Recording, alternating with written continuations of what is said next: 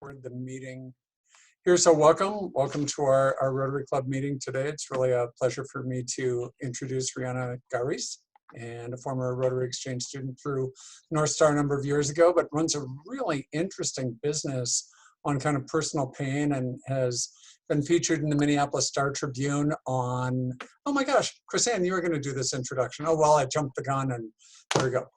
Rhianna was just featured in the Star Tribune on things you can do at home to, improve your posture as I'm sitting up straighter and making sure that your home workspace is supporting your body. So how did I do, Rhianna? Great. You did great. Thanks, John, very much, and Chrisanne for inviting me on. I was here when Dr. Dennis White joined, and it was so fun to see everyone and be kind of a part of the Rotary community. The 7:30 morning meetings are not ones that I can make very often in my host Rotary Club of White Bear Lake, so it's always a joy to come and join any way I can. So thank you very much for having me. Great, and thanks for being here. Yeah. Okay, so our topic today is a little bit different than Rotary. I went to France 0607, and I've been involved in the program ever since. I run the North Star Rotary Youth Exchange outbound committee right now. So, and as you can imagine, we're not really quite sure what's going on. So it's very fun. But today we're talking about a different passion of mine, which is setting yourself up well so that you're not in pain. I'll tell you a little bit about my story and how I got to be here, and not, as a lot of people are wondering, not drinking wine as I went to France and doing wine stuff, and then how I can give you guys some hints and tips and tricks and do better while we're all at home, not with all of our fancy equipment probably. So, and this will be kind of, if you have questions at any point in time, feel free to cut in and ask them as they come, or you can wait till the end. So whatever works for you is fine by me. So about 6 years ago, I had an accident where I threw my back out and it never got better. And 12 weeks later, which is about the shortest, is the amount of time that it takes in order for you to be diagnosed with a chronic condition. So 12 weeks later, I was diagnosed with chronic back pain. And did all the therapy, went to all the doctors, spent a lot of money, and no one could tell me what was wrong with me or why. And I essentially fell to a specialist telling me that at the healthy, active age of 24, I was looking at surgery or opioids essentially for the rest of my life. And that was not acceptable. So I chose answer C, and my mom is on the call because she asked what I was doing. I said, I'm doing Rotary. Do you want to come and listen to me talk? And she will tell you that I'm a bit of a rebel. I mean, I did Rotary, but I also rebel in other ways. So I rebelled against my doctor and said no. And I wasn't really quite sure what I was going to do. And luckily, I think a lot of, as I've learned over the course of the past 6 years, a lot of people they deal with their pain silently. So some people know, sometimes it's close people, sometimes nobody knows. And I was not going to be quiet about my pain because it was very noticeable. It was, I couldn't travel very well. Being at an office desk was something that I was really worried about, not really knowing how I was going to make a living anymore if I could sit at an office 40 hours a day or 40 hours a week without, kind of having the weekend just to recover essentially and being in pain forever. I couldn't do things like sit and turn and look at someone at the table or the bar for more than about a minute or so without going into an enormous amount of pain. So it was noticeable, and I was rather vocal about it because I knew that the doctors weren't helping me, so someone might know something that could help me.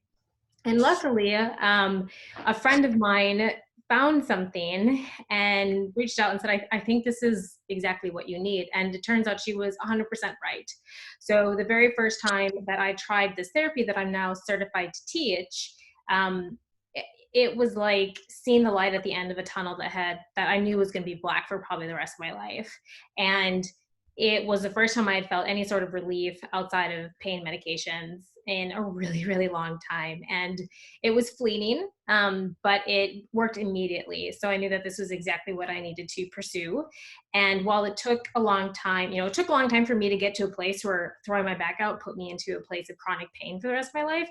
And then, over the subsequent months, I had done a lot of damage just for my body trying to figure out how to move and being in so much pain for so long. So it did take quite amount of time to undo everything that I had done.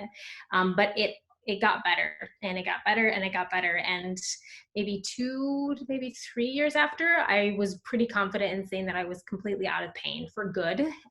Didn't have any sort of episodes or bouts of it. And as of last summer, I think my biggest milestone is I got back to playing soccer. And soccer is a pretty hard sport, even though if you can, I saw someone, yay, soccer. Wow.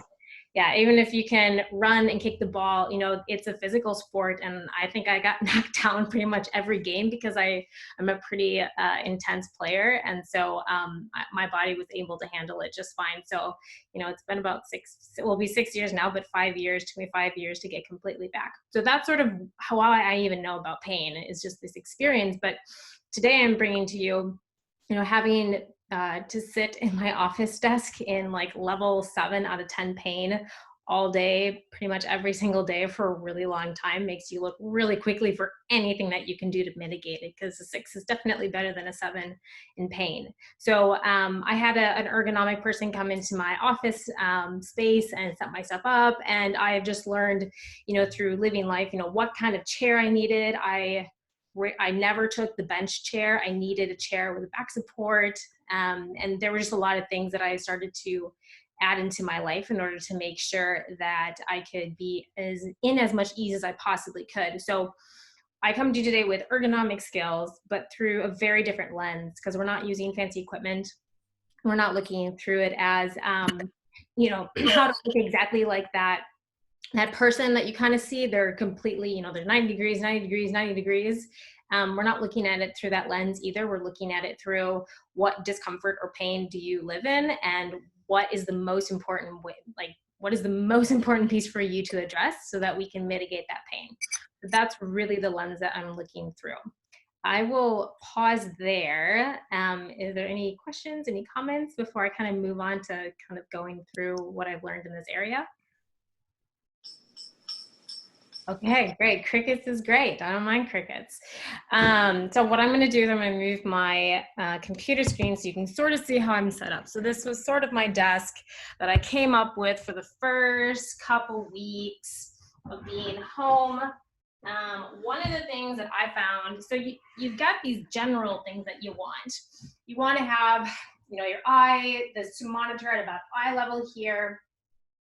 You want to have good back supports. Your back should be straight, as everyone calls it. And it's important to know that it's not really straight. Your spine has a natural S curve. So it's straight in the fact that there should be a little curve in the low back here, and then your neck is going to curve a little bit here. So that's straight. So don't try to have it like a ramrod, because you actually won't like that. Your back won't like that. I'm just going to get a little closer here to you guys.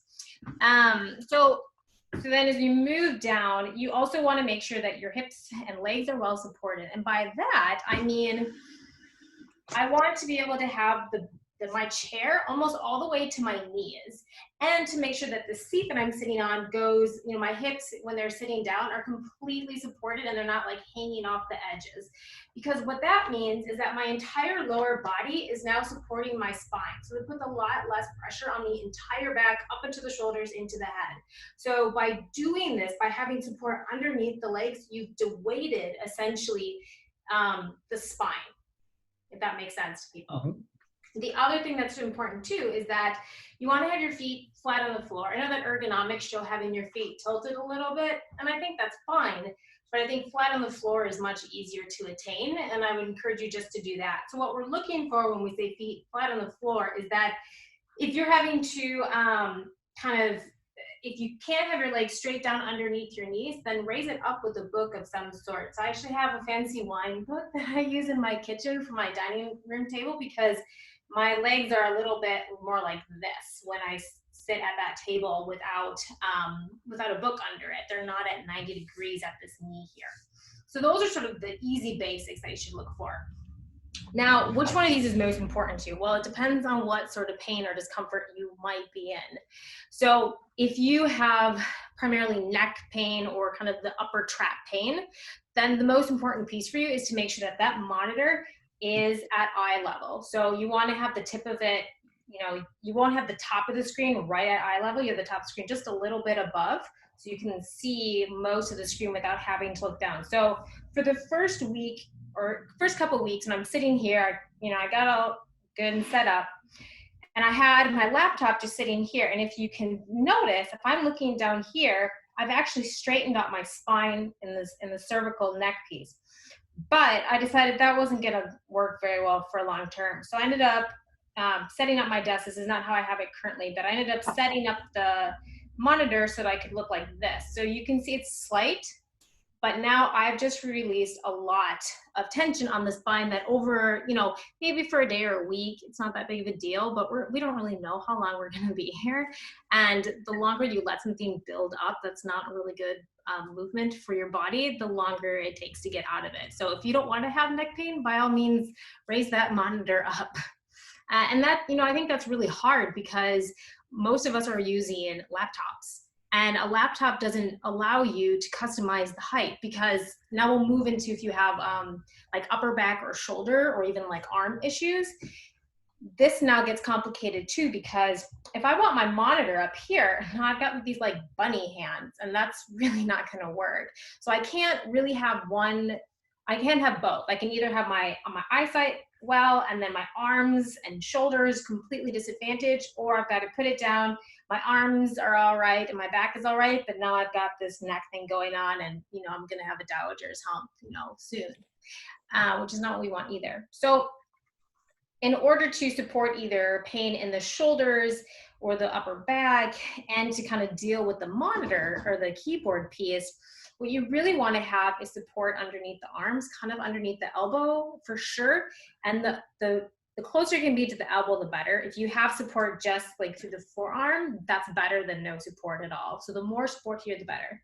Now, I started to use this chair. So the chairs that I have in my place are dining table chairs, so they don't have any arm rests, and that wasn't going to work for me because your arm is connecting back in here to the shoulder blades, which are connected right into your spine. So a lot of that upper back issue is really tied into your entire shoulder girdle being affixed to the spine there, right? So it's, it can be upper back, but it's also your shoulders, and it doesn't really matter which one it is as long as you know that that's the area that you need to address. So the first thing that I did is I found a chair with arms. So, okay, that's great. So I've got this chair with arms, the only one I have, but this is like a big lounge chair. Like I can put my feet up. I can, this is a great lounge chair, and my arms are actually quite out wide now. And the further out your arms are, it's actually taking your shoulder blades and splaying them like this. And if those of you who go to the gym go like this with weights, you know that this is actually contracting or tightening muscles. And so this means that if I have my arms out to the side, I've actually just tightened part of my shoulder blade area. So this isn't ideal either. And now we're also talking about the keyboard is here. So now I've just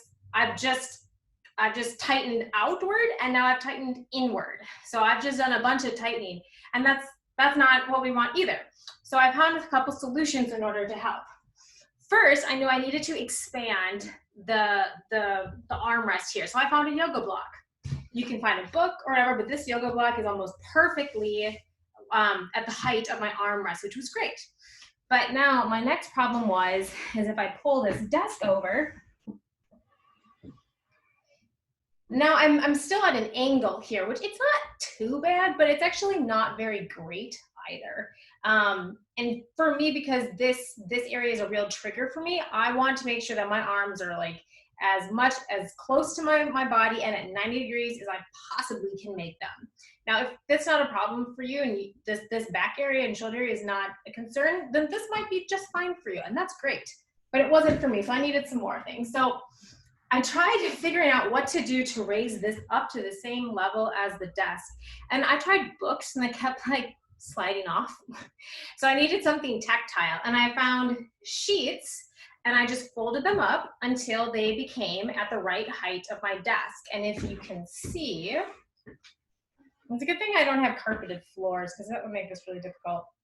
You can see now I'm pretty much at 90 degrees, and my arm is really close to my side. So now I'm not doing any of this kind of inner outer arm thing. and I'm fully supported from my elbow all the way to the keyboard, and my wrist is not bent. One of the reasons that it's really important not to have the wrist too far bent is it helps, especially with people with carpal tunnel. So you're just constricting all the vessels and everything in there, and that does lead to the carpal tunnel. So a lot of times we find by just releasing some tension in the arm and encouraging people to have a wrist that's not bent for long periods of time will help with carpal tunnel. So that's this section. Now, if you have low back pain, there's a couple things to do. The first thing is making sure, like I said, that you are well supported underneath with your legs. So a couple of things that I did. If you are working in more of a kitchen type office or a kitchen chair, find a blanket that's pretty thick and sturdy and fold it up so that when you're sitting down, your hips don't go over it, and then it goes almost to your knees. And see if you can find that to at least support all of your legs, because sometimes those dining chairs aren't very wide, they're very slender. So that would be the first thing, because then again, we're kind of de-weighting the rest of the spine. The other thing to make sure is I prefer a chair that has a higher back, because even if I'm not going to lean back on it, it at least provides a piece of tactile information for me, so that if I start to curl over my computer, I can at least remember, oh yeah, I got to come back a little bit. It gives me a bit of feedback that I'm not back there. And also, when you do need to take that break, it's there for you to take that weight off. Now, another thing with low back, if the support here underneath your legs and the support behind your chair, so I do have a pillow here, you'll notice. Actually, this was kind of funny. So I stacked a couple pillows up, but every time I got up, they kept falling over, which was so annoying. So I found this sheepskin, and I had a couple more in here, and I just put it down there. So if you have a blanket, you can just trap your pillows there. So that's another tip. But for the low back, most people don't know, but there's a group of muscles in your body that we call your hip flexors. And one of the muscles as part of that group is called the psoas. The psoas is actually a really large muscle. It connects into your lower back. So people who have butt dimples, that's kind of where it attaches and inserts. It goes through the bowl of your pelvis, and it connects to the inside of your leg. And it's the main muscle that connects your trunk to your lower body. Now, essentially what it does is your hip flexor allows you to bend your leg. So it's really important with running, sitting, biking, jumping, squats, lunges, anything where you're bending that leg, that's the psoas as part of the hip flexor muscle group. Now, why is that important? Well, I think a lot of us sit for a really long time all day. When you sit for a long time all day, you're actually making that muscle really tight and short. And a lot of times what people do after they sit all day is they go to the gym and they do squats and they do lunges and they go biking and they run.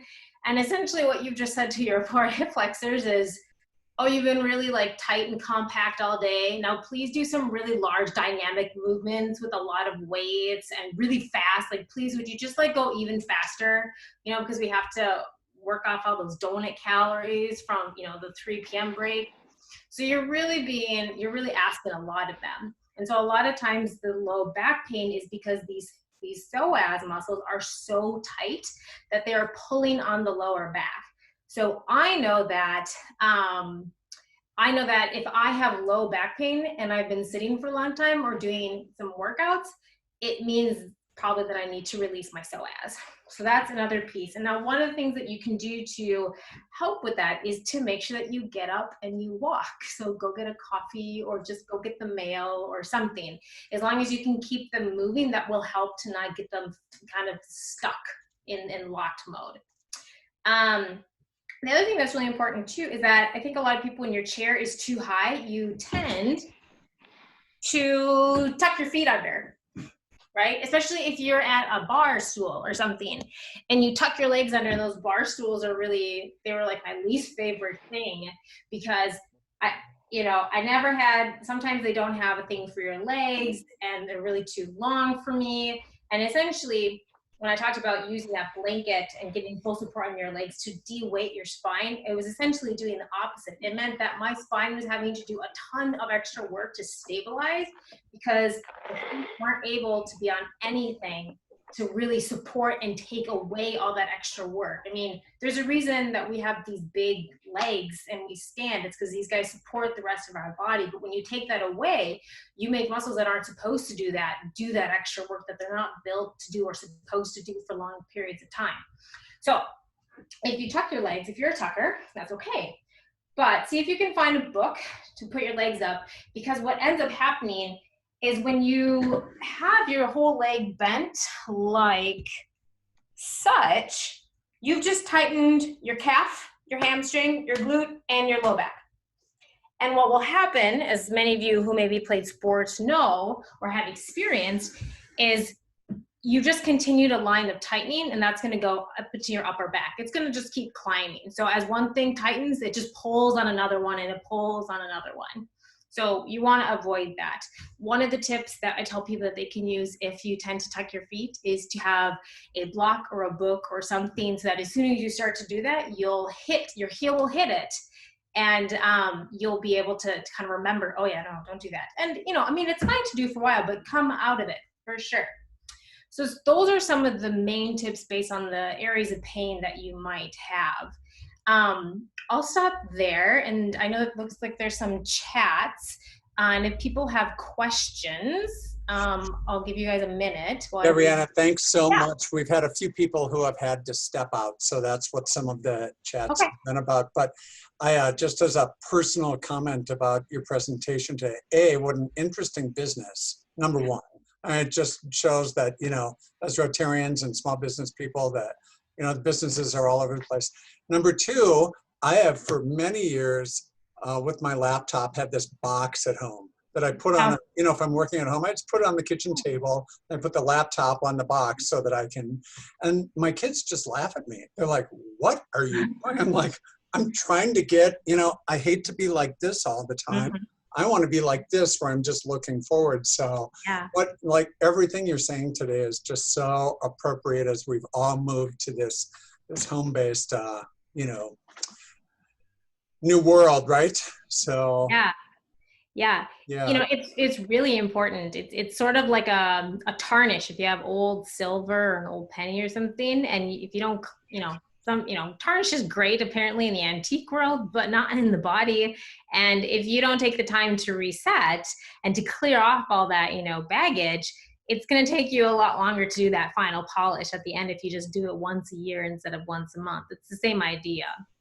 So, while I do give, I'm giving all these tips, well, here, let me just say this, when I heard that everyone was going to be working at home, I was thinking, what can I do with the skills that I have to help serve the communities that I know and that could use it? And I was like, well, I know a lot about pain and I know a lot about working at home and setting up well. I thought, well, I'll just, instead of, having the one-on-one private client sessions that I do to get people out of chronic pain or chronic discomfort, I'm not doing that right now. I'm doing it virtually. And I will talk about these things because they're so much more relevant.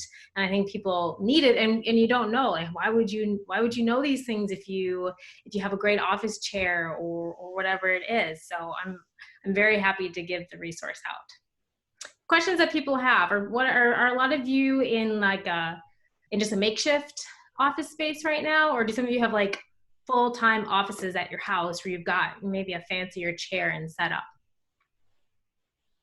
If you have a comment or question, just please unmute yourself and ask away. Al, you're unmuted. Do you have a question, or you just called? Yeah, go ahead. Your idea, John, about raising the laptop up, and the same thing that Rhianna said about having it at the right level for your eyes.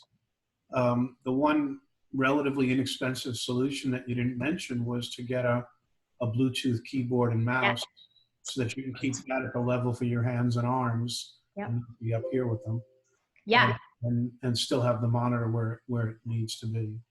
Yes. Yep. That is by far my preferred option for people. Instead of, I've had people ask me, should I get a chair? And I said, no, just get a wireless keyboard and mouse. That'll do it. Yeah, you're completely right, Al. I agree, Al. It's really, I also have one of those. And so instead of being up here typing, you know, at this high level, you're just down and you can even put it right on your lap as you're sitting. I mean, those wireless keyboards are inexpensive and worth their weight in gold as far as I'm concerned. Yep. Yeah. Other questions? Natalie. Hi, Rhianna. What kind of training did you do to start your business?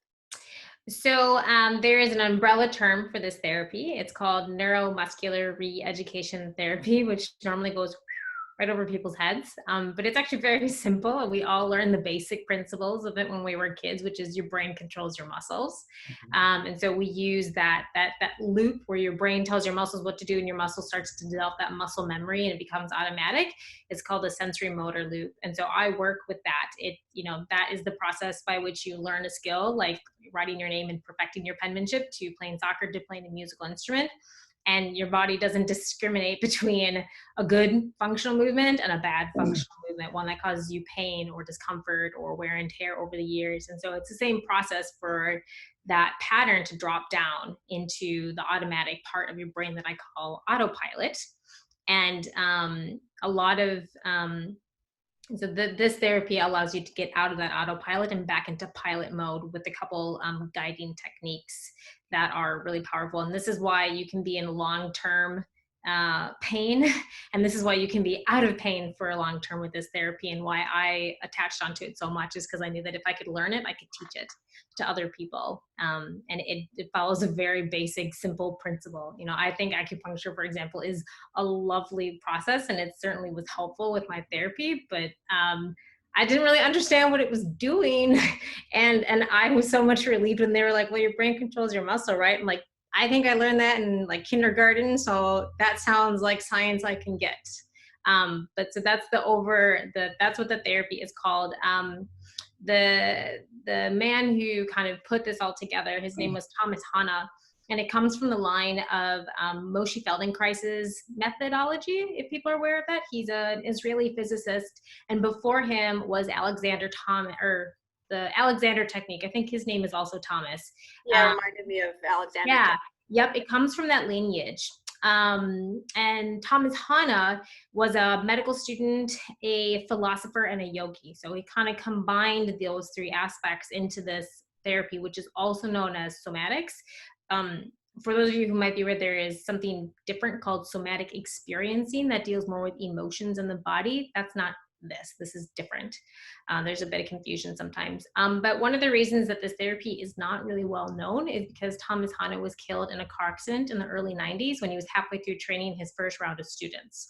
So it just hasn't really gotten out, even though it's kind of the missing tool. It would, help me with back pain. It's everything from like neck pain, sciatica, plantar fasciitis, bulging discs, spinal stenosis, headaches, migraines, carpal tunnel, rotator cuff. I mean, that's just the base of the list. So it's a different therapy for sure, but I really think it's great and how powerful it is because you can learn it on your own. If you're taught, you can learn it. Thank you. Yeah. Thank you. Greg, did you have a question? You had your mute off before. I was just going to say, we have this at work, which makes it very comfortable. Unfortunately, I'm at home these days, and I'm sitting at a high chair at my bar stool height, and that's less than comfortable. If I spend more than an hour here, I feel pretty uncomfortable.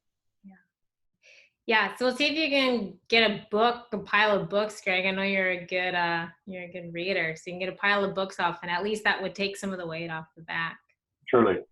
I'm also thinking, I at work have a separate monitor. I might get one for at home too. Yeah, that can be really helpful. Then you can at least project the monitor image up there, and you can just use the keyboard. Yeah, exactly. That's really helpful. I was playing around the other day with if you're a yoga person, sometimes they have those like straps and bands with the D ring on it, so you can adjust that. I have one of those for therapy purposes. But I think you could probably use like a scarf or maybe if you had a long enough belt of if you didn't have any neck issues. This would not work if you're someone who had any neck issues.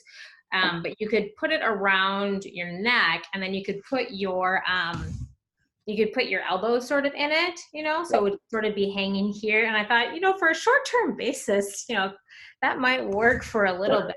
That might work. Yeah. It might work for a little bit. The armrest seems to be the hardest factor to find something around if you don't have a chair with that. I love the yoga block idea. I just think it's cheap and inexpensive, and it kind of pushes your legs together. It's just a really interesting idea. Yeah, you know, there are so many things around the house. So I've talked about sheets, yoga blocks, straps, scarves, pillows. And I don't have a formal desk at my home, but I do have a piano bench. So I'm using my piano bench as my desk because it's just at about that 90-degree angle for my arm. So I'm very happy using that. I've seen someone use when they do a standing desk, they're using a ironing board. So you can certainly get creative. You know, the other thing you can do too, if you don't have, Greg, I'm thinking of you in a way to kind of provide more stability. If you're going to continue to sit in a chair, you don't have many other options. If you can take there's a couple different things you can do to sort of stabilize, and I think I'll just show you guys. I just have to get one thing. So we use this in therapy as a way to, you know, it's a combination of mobility, stability, and strength. And so a lot of times we isolate the muscles in order to provide one or the other, or to access the muscle. So there's a couple things that we do that we have people try. One is standing or sitting. You can use a block. Let's just see here. You can put a block between your legs. And this sort of, I know it sounds kind of weird, but it's like a distraction for your legs. So instead of them trying to figure out like the stability piece for holding you up, you might not actually know that they're doing this and working, but sometimes a block here will quiet them so they're not doing as much work. Now, this one doesn't work that well for me. I need the strap. So the other option is to put a strap around between the legs, and then you come up pretty much until like the upper hip. So if you can see, you know, it's above, this is my knee. It's above my knee for sure, because I want to make sure that I'm supporting the biggest part of my legs here. So you can have the strap, and that actually works for me. It really feels like it takes away the weight from my spine and holding myself up, and the work that my quads are doing to hold myself up. Now you can do one more thing, which is to use both the block and the strap. And that actually, like, for me, this is like almost perfect. I could sit here for a very long time on the edge of a chair and have this, and it provides essentially the same type of stability. So if you had, you know, anything that you could do to tie around, or a belt that gave enough adjusted pressure, or a block of some sort, you could use like a. And I've seen the blocks, you know, in Target and whatnot, but I haven't seen the strap before with the buckle on. Where would someone find those? I got it from a yoga place. They might have them there. I think it's like, I don't know how you say it. It's a yoga brand, GAIA. They make a lot of yoga mats. I think that they would have something like that. There is a yoga studio in St. Paul called Tula, Tula, and they definitely have them. But it comes with these D straps. Yeah. So that you can loop it through, right, and then pull on them. They also have ones with like more of a belt buckle, plastic belt buckle. I wouldn't recommend those. They're not as stable. They don't hold as tight as the double D rings. Sure. You can also use like a karate belt too. Sure. Yeah. Thank you very much. Stephanie, did you have a question before? You're on mute. Thank you. Oh, You there had we a go. great Thanks. presentation. I was interested to know what your desk was, because I'm at the dining room table. I feel it's a little bit high. Yeah. And you answered it before, that it's your piano bench. Yeah, it is. It's my piano bench. I raised it a little bit. There's some wood blocks that I found that I put underneath it to raise it just perfectly. But yeah, I've got a piano bench. It's great. I have to look around, try to find something. Oh, Al, do you have your strap right there, Al Judine? Oh, yay. There we go. All right. Oh, you're on mute, Al. Here, I'll send you. Okay. a mute. This is a transfer belt that we use for my wife. Yeah, look at that. Yeah. And we have several of them around here, so they're always handy wherever she is. So, Yeah, that'll work. but that works good. And you can get them at any health supply store, a handicap supply store. Mhm. Yeah. Other questions for Rhianna? Yeah, John, a comment and a question. Sure. All the decades that I've been going to Rotary meetings, something happened when you started talking, Rhianna, that I've never seen before. Everybody tried to sit up straight. Yeah. You had an immediate impact on everyone. My other question, my question is, how's your French? Ah, c'est super, hein? Yeah. I've been very, very lucky. I took it in college afterwards, and I was lucky enough to visit, not super long afterwards. And I'm in my new town is like my college town. So I'm from White Bear Lake originally. So I've got my White Bear Lake Rotary families. And then when I went back for college, I went to Bordeaux, and now I've got a Rotary family actually took me in Bordeaux. And I went back 5 years in a row, and man, they're so wonderful. They keep texting me, when am I coming back? Because they got spoiled, and they keep showing me sparkling wine and foie gras and all the things I like. And it's like, it's rough. So thanks. Yeah, it's pretty dang good. I was going I'm very to thankful for it. ask you to speak just a little bit about your exchange, just give us like, your exchange, what families you're with and whatnot, but also talk about your annual wine party that you do as the Rotary silent auction thing for Minneapolis South Rotary that I've been privileged to go to 2 years in a row. It's really, really fun. Yeah, And to tie into your host family. Yeah, no, I've loved having you over, John. It's one of my joys too. So I went to France. I was in Normandy. Had a wonderful bout of 5 host families. I didn't have a perfect exchange, but I made it pretty perfect, and I had wonderful people. And then going to Bordeaux was a very different experience. Instead of apples, cheese, and butter, it was a lot of duck and wine. And I was finally 21, and it was great. So my host family there really taught me a lot about drinking wine. My host father is a huge wine connoisseur and was kind enough to to teach me all of these things and take me to the chateaus and really kind of fuel my interest in wine. And so actually when I came back from my time in college, I got into the wine world for a while. And I think my mom will attest that when I came home and said, I got my job, I'm working at Certix as a cashier, she was probably like, oh my God, why did you go to college? It was a great experience because Certix was like one of the great places to be because they had tastings on Thursdays and Saturdays. So you are allowed to take bottles of wine home as staff afterward. And I would take a couple bottles home and I'd open up those websites and I would read everything about the wine bottles. And I'm a certified wine consultant actually. Certified wine professional, and I've been a wine consultant. So it was a wonderful handful of years, but I moved away from it simply because I realized that my palate had stagnated and that I wasn't going to be able to pursue the job in the wine industry that I really wanted, which was to be an importer. And work so essentially find the wine from the farmers and then decide which market in the United States it should be marketed to. I didn't have a good enough palate for that. And my options here were not ones that I was really enthusiastic about. So I transitioned from that. And I always say that instead of tasting wine, I started to drink wine. So there's a difference, right?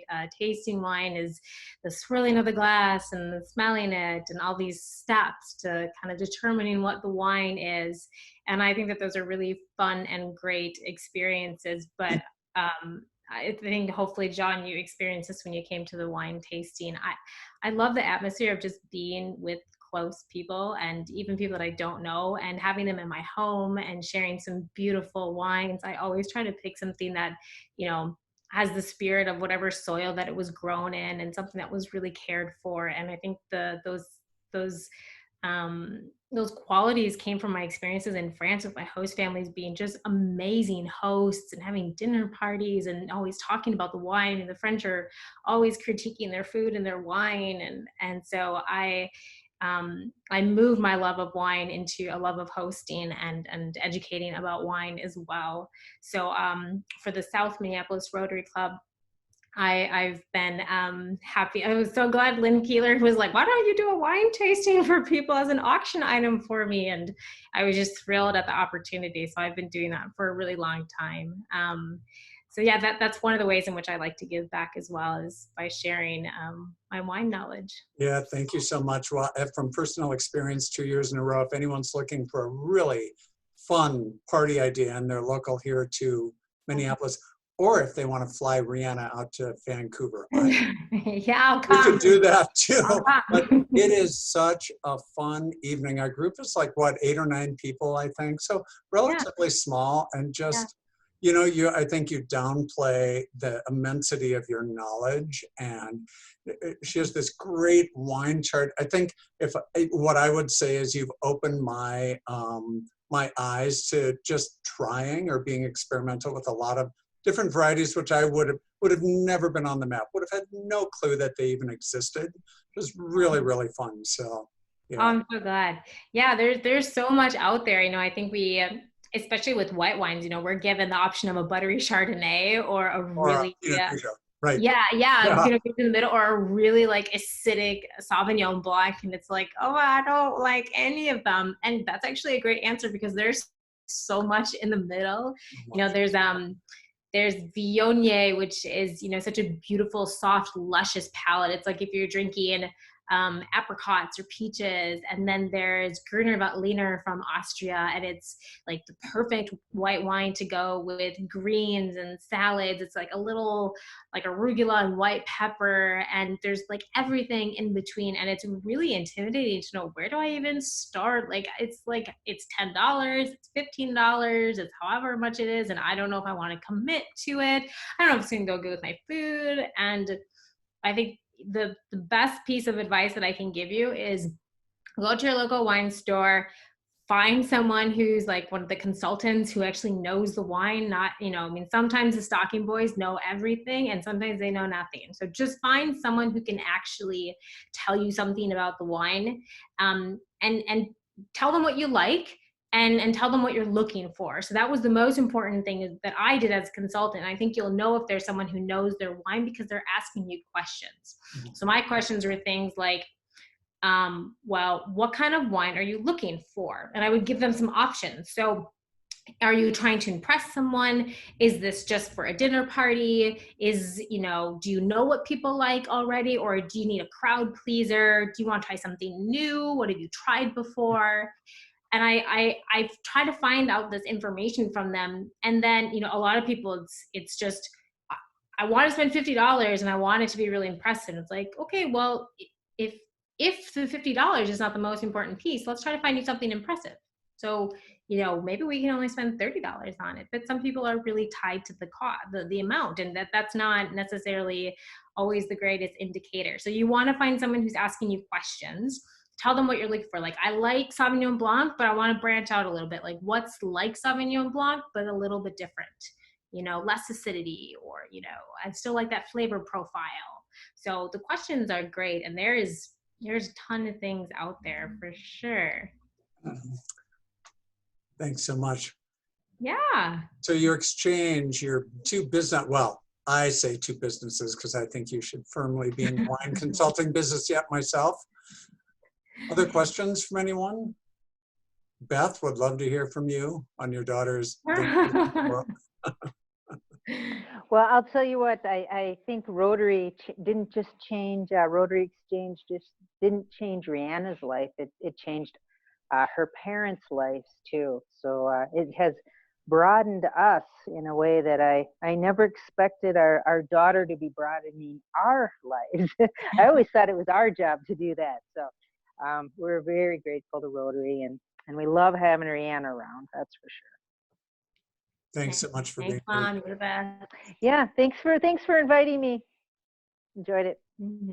That was so funny. I'll tell this funny story to kind of end us with Rotary. So I heard about the application and I submitted it and there was interviews and I'm moving forward. My mom, you can correct me if I'm wrong, but I think my dad turned to my mom and said, "When did we say she could do this?" And my mom was like, "Oh, as soon as she turned that application and you knew she was doing it, like, don't you know your own daughter?" You know, I think it's the process. It's sort of long and you have the interviews and you go to the fair and, you know, you're just going along thinking maybe it won't happen. And then you get the letter that says where you're going and then it's just too late. So, well, thank you so much, everyone, John and Chrisanne, for having me on. I hope you guys have picked up some tips. I'll just wrap up with two things. One is for further resources. You're all more than welcome to reach out to me. I've got videos I can send you resources on anything that you have questions on, and I'm more than happy to be a resource. And then I really like this eClub. I'm waiting for my work not to have 4:30 standing meetings every single week so I can give you my money and join. So Well, you can still give us your money. I'll give you your money. So thank you so much for having me, everyone. And it's really fun. I was in such a good mood after Rotary. So thank you very much for making my afternoon. Yeah, thanks so much. Thanks so much for being here. And Greg, raising your hand. Well, that was supposed to be applause, what I was trying to do. Applause, yay. And I'll say one thing to Rhianna's mother. I forged my parents' signatures on the application. Greg, you did not. That's a lie. I did too. Yeah, luckily we had, she was a good rule follower in the olden days. Follow rules now. I think she's a pretty good rule follower.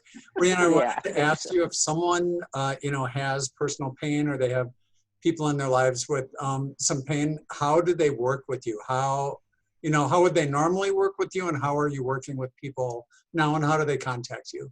Yeah, thanks for asking. So I still follow the same process and meeting sessions are now online or virtual. So, but it's the same process. So one of the things that I found with living in pain is that I really wanted to know what I was going to get out of what I was going to put time and effort into. Mm-hmm. So the first thing I do is do a free 30-minute consultation where essentially I want to talk about, what is it you're dealing with? Let me hear about the story and I'll let you know very honestly what I think I can do to help.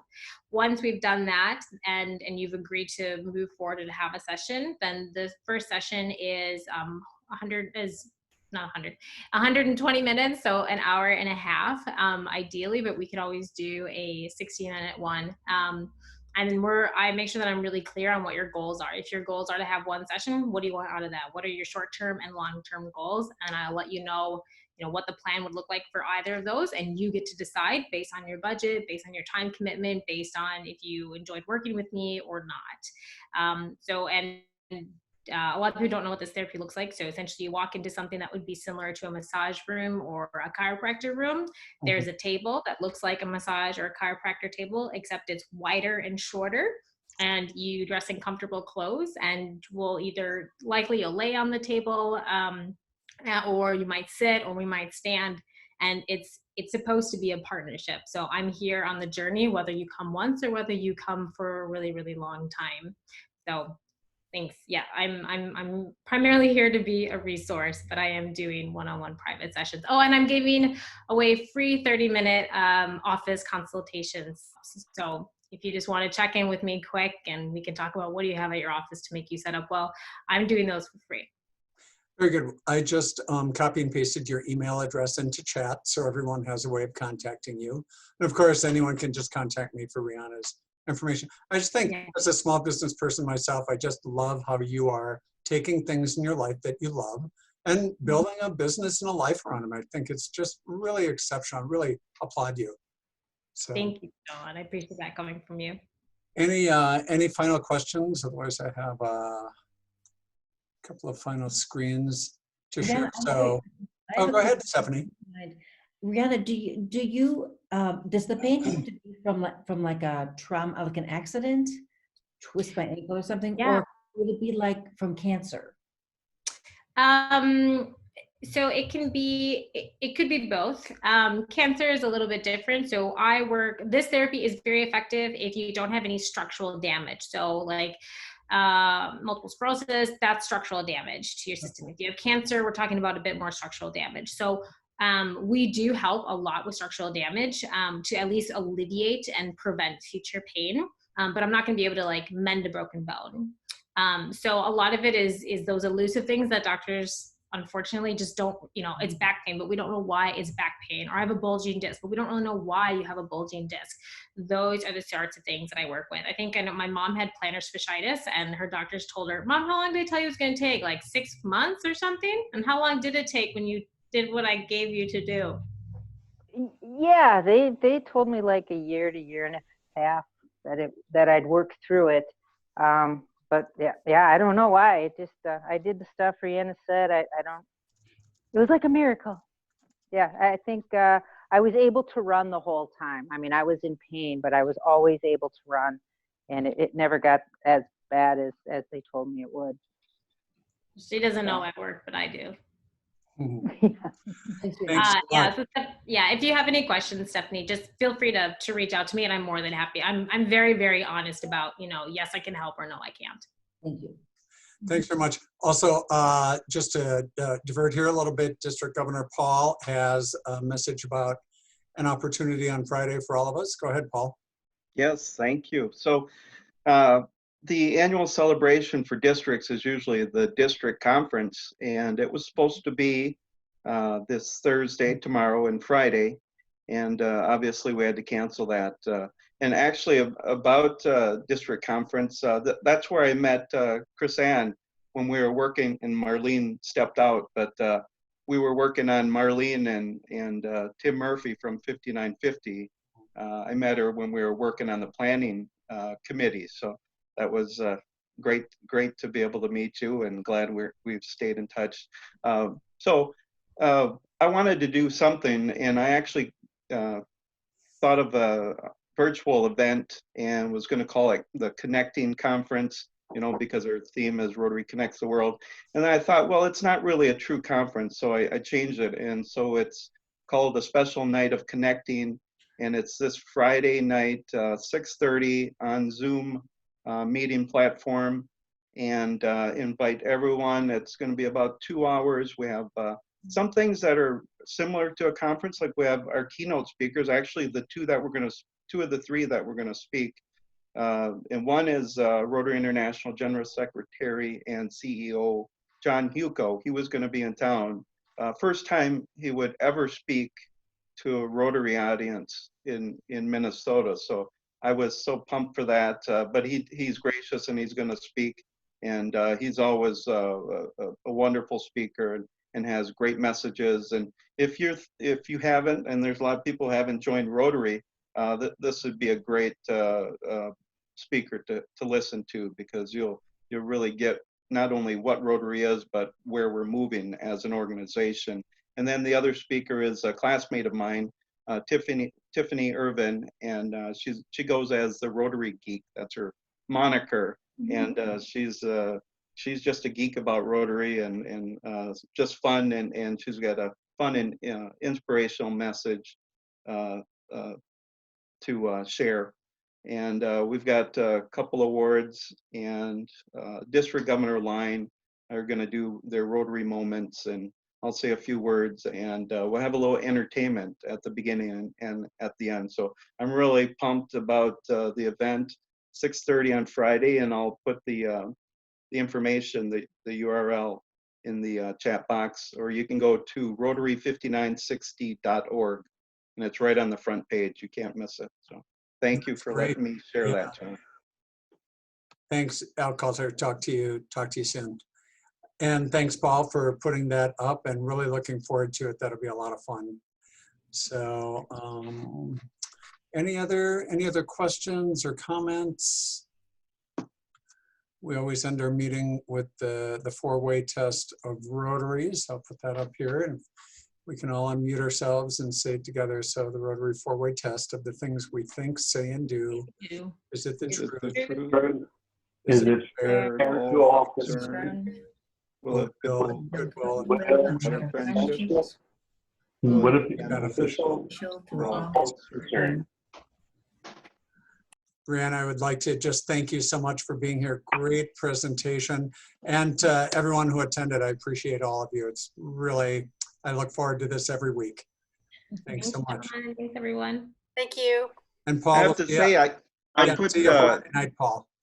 what's that? See you on Friday night, 6:30. All right, sounds good. So I glad put you that came. pillow behind my back, and it just opened everything up immediately. I feel Yeah, Great. I'm super Yeah. glad to hear that. Yeah, I need Awesome. I need a So thank you. yoga You're block. welcome. Hope to see you all. Okay, Bye. see you. Thank you. Bye-bye. Thanks. Bye, Bye. everyone. It was great. I still have more juggling to do here with my desk. It's your desk. I think Yeah. my desk is too high. I can't get my chair. You know, it's just like it's my hands going to the desk. I can't get that right. Well, you can do a free 30-minute consultation. It's fine if it's longer because I like you. Because I know we'll just chat about things anyway. Yeah, get your phone or screen set up well so I can see, and then bring some stuff around. Well, I might do that.